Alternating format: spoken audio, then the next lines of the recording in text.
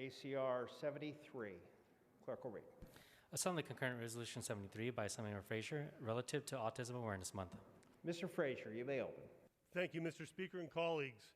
ACR 73 designates the month of April as Autism Awareness Month and is intended to teach awareness and encourage support and understandings for our friends, families, and neighbors that either have or live with those with autism.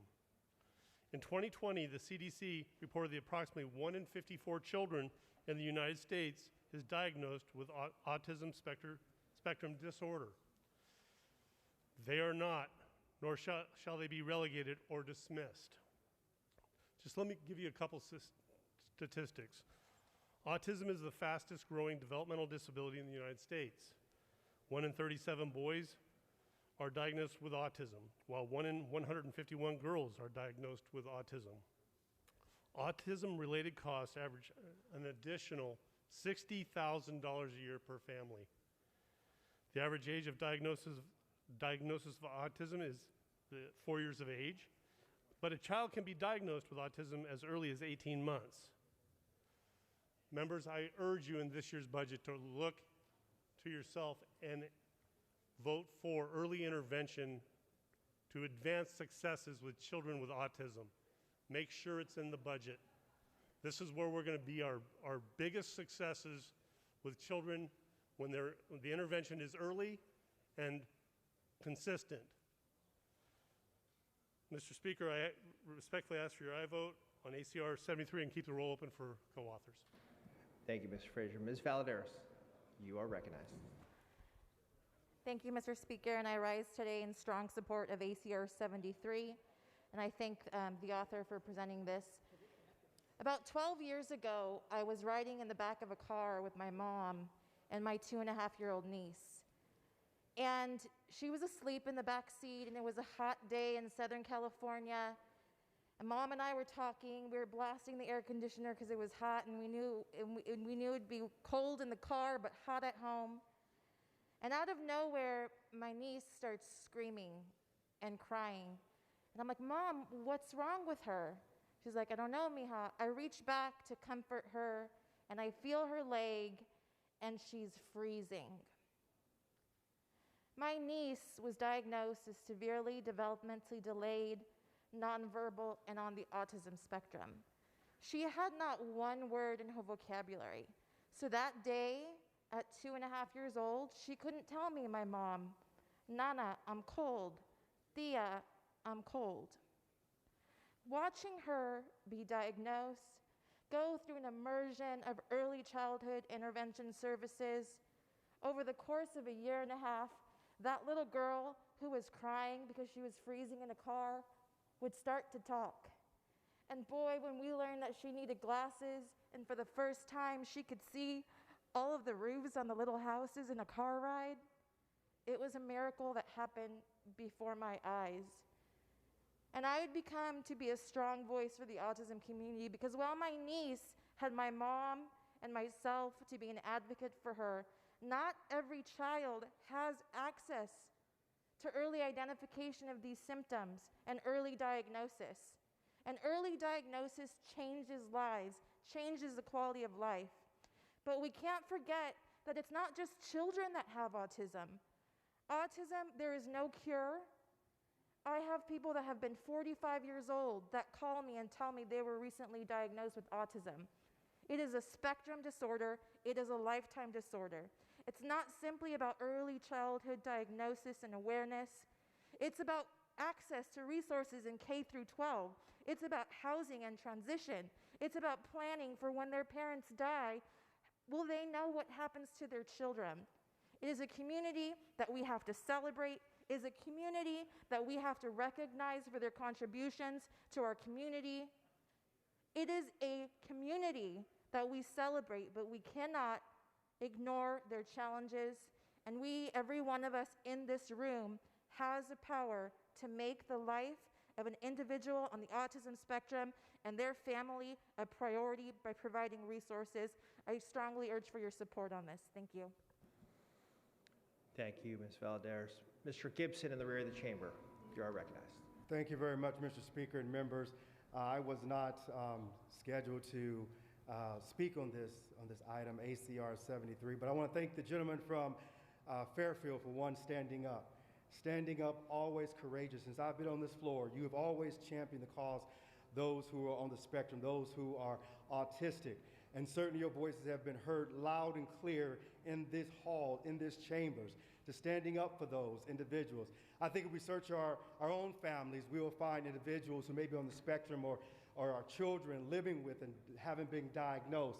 And certainly this ACR really speaks to the very fact of why we need to continue to have this in the forefront. When we look at even around justice and individuals encountering law enforcement in terms of the training, identifying individuals who have autism and things of that nature, we have to continue to making sure that this is a part of our trajectory, this is part of our agenda. And I simply want to at least align my comments, what has already been said from the previous speaker, but most poignantly is to let the gentleman know from Fairfield that you're absolutely moving in the right direction. And thank you very much for your leadership on this very important issue. And I respectfully, a strong aye vote for ACR 73. Thank you, Ms. Gibson. Mr. Mathis, you're recognized. Thank you, Mr. Speaker, members.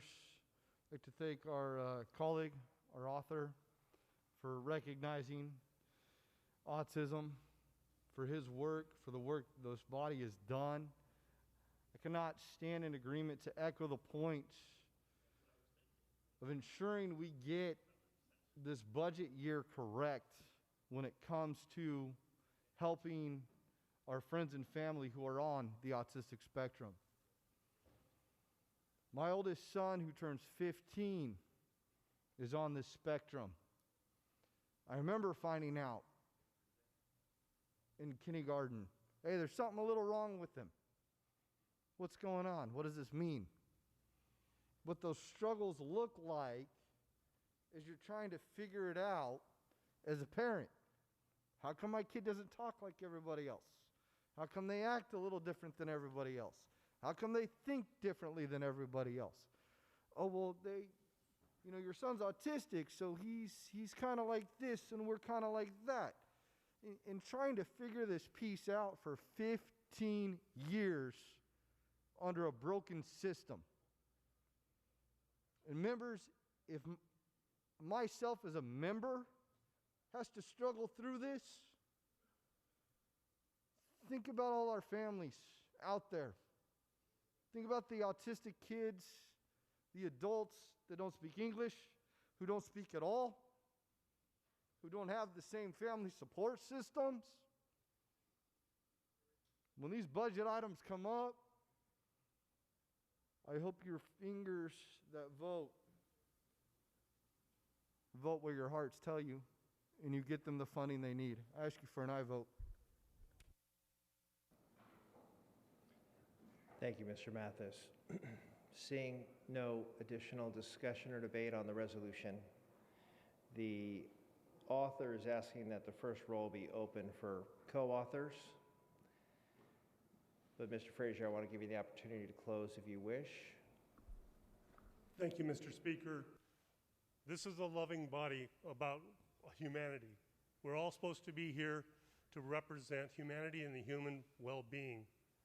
One of the populations in our state has been underfunded, under-recognized, and relegated to another area of concern or lesser concern. And I just hope that we come to a point where we recognize, and I've said this before, historically, we're spending $3,000 less per individual with IDD, $3,000 less now than we were spending in 1990. And that's not counting inflation. Members, let's make this a year of priority for the folks with IDD, developmental disabilities. I request your aye vote.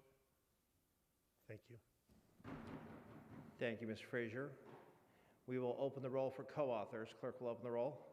This is for co-authors on ACR 73. This is for co-authors.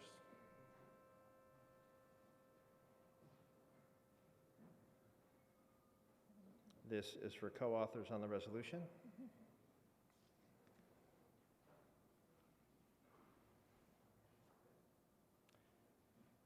Clerk will close the roll. There are 73 co-authors added, and without objection, we may take a voice vote on the resolution. All those in favor say aye. Aye. Opposed, say nay. The ayes have it. The resolution is adopted. Pass and retain on file item 51. This